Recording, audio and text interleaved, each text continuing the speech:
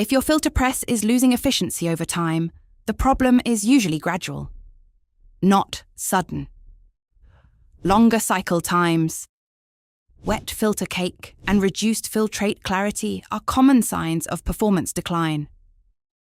One major reason is worn or clogged filter cloth, which restricts liquid flow and affects separation efficiency. Incorrect operating pressure can also reduce dewatering performance and leave excess moisture in the cake. In some cases, damaged plates, sealing issues, or changes in slurry properties may also impact filtration consistency. Regular maintenance, pressure optimization, and process monitoring help maintain efficient filtration performance. Understanding the root cause is the key to long-term filter press efficiency.